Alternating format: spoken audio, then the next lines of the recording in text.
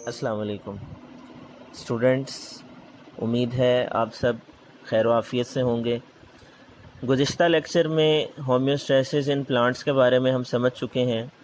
آج کا لیکچر تعلق رکھتا ہے انوائرمنٹ میں پائے جانے والے پانی اور نمکیات کی موجودگی کی بنیاد پر پودوں کی مختلف اقسام سے، یعنی کہ ہم یہ کہہ سکتے ہیں کہ ایکسٹرنل انوائرمنٹ میں پانی اور نمکیات کی تعداد کی بنیاد پر پودوں کو مختلف گروپس میں تقسیم کیا جاتا ہے، اور 3 بڑے اور بنیادی گروپس ہیں جن کا تذکرہ یہاں کتاب میں کیا گیا ہے۔ سب سے پہلے جو پہلی قسم ہے وہ ایسے پودے ہیں جن کو ہم ہائیڈروفائٹس کا نام دیتے ہیں۔ ہائیڈروفائٹس کا لفظ 2 الفاظ کا مجموعہ ہے۔ ہائیڈرو کا لفظ پانی کے لیے، جبکہ فائٹ کا لفظ پودے کے لیے استعمال کیا جاتا ہے۔ ہائیڈروفائٹ ایسے پودے ہیں جو کمپلیٹلی یعنی مکمل طور پہ یا پارشیلی یعنی جزوی طور پر پانی کے اندر سبمرجڈ یعنی کہ ڈوبے ہوتے ہیں۔ ایسے پودے ہائیڈروفائٹس کہلاتے ہیں۔ چونکہ یہ پودے پانی کے اندر سبمرجڈ ہوتے ہیں، اس لیے پانی کی کمی کا سامنا نہیں ہوتا، البتہ ان کے اندر اضافی مقدار میں پانی موجود ہوتا ہے، اور اس اضافی پانی کو ان کے اندر سے خارج کرنے کے لیے اللہ تعالیٰ نے ان کو مختلف صلاحیتیں دی ہوتی ہیں، ایڈاپٹیشنز دی ہوتی ہیں، جن میں سے چند ایک کا ذکر یہاں پر کیا جائے گا۔ مثال کے طور پر ایسے پودوں کے پتوں میں سٹومیٹا عموماً پتے کی اوپر والی سطح پہ اور زیادہ تعداد میں ہوتے ہیں، تاکہ اضافی پانی کو پودے کے پتوں سے مستقل طور پر خارج کیا جاتا رہے۔ اور ایسے پودے جو کہ فریش واٹر میں کمپلیٹلی یا پارشیلی سبمرجڈ ہوتے ہیں، جن کو ہم ہائیڈروفائٹس کہتے ہیں، ان کی اگزامپل واٹر لیلی ہے۔ اس کے بعد اسٹوڈنٹس دوسری قسم ہے ان پودوں کی جو خشکی کے ماحول میں رہتے ہیں، ڈرائی انوائرمنٹ میں رہتے ہیں، اور ان کو ہم زیروفائٹس کا نام دیتے ہیں۔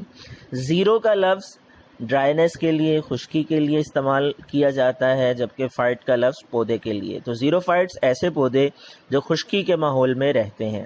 چونکہ ایسے پودوں کو پانی کی کمی کا سامنا ہوتا ہے، اللہ تعالیٰ نے ان کو مختلف ایڈاپٹیشنز دے رکھی ہوتی ہیں، جن کے ذریعے سے یہ کم پانی میں بھی سروائیو کرتے ہیں اور اپنے آپ کو برقرار رکھتے ہیں۔ مثال کے طور پر ان پودوں کے پتوں کے اور تنوں کے کناروں پر جو باہر والی لیئر ہوتی ہے یعنی ایپیڈرمس، اس کے اوپر اضافی حفاظتی لیئر ہوتی ہے ویکسی کیوٹیکل کی، جو ان کو اس قابل بناتی ہے کہ ان کے اندر ذخیرہ شدہ پانی کو باہر خارج ہونے سے، ضائع ہونے سے، نکل جانے سے روکتی ہے۔ اس کے علاوہ ان کے اندر سٹومیٹا بھی کم تعداد میں ہوتے ہیں اور پتے کی نچلی سطح پر پائے جاتے ہیں۔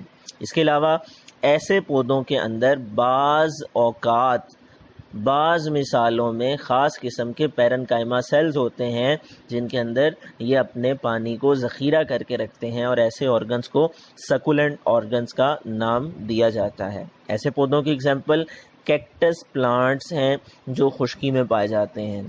اس کے بعد آ جاتے ہیں تیسری قسم کی طرف، جن کو ہم ہیلوفائٹس کہتے ہیں۔ ہیلوفائٹ کا لفظ بھی 2 الفاظ کا مجموعہ ہے، اور ہیلو کا لفظ ہیلوجن سے لیا گیا ہے، اور اس کا مطلب نمکیات ہے، سالٹس ہیں۔ فائٹ کا مطلب ایسے پودے جو سالٹی انوائرمنٹ میں رہتے ہیں، یعنی کہ سی واٹر میں پائے جاتے ہیں، سمندر کے پانی میں پائے جاتے ہیں۔ چونکہ یہ پودے سی واٹر میں پائے جاتے ہیں، اس لیے یہ سالٹی انوائرمنٹ کے عادی ہوتے ہیں۔ نمک والے ماحول میں رہنے کے لیے ان کے اندر ایڈاپٹیشنز پائی جاتی ہیں۔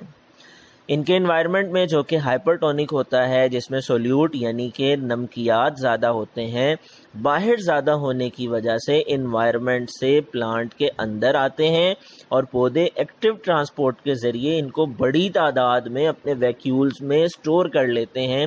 نتیجہ کیا ہوتا ہے؟ اس نتیجے کے طور پر پودوں کے ویکیول سی واٹر کے مقابلے میں ایون مور زیادہ ہائپرٹونک ہو جاتے ہیں، اور اس کی وجہ سے پودوں کے اندر پانی کی ایک خاص مقدار برقرار رہتی ہے۔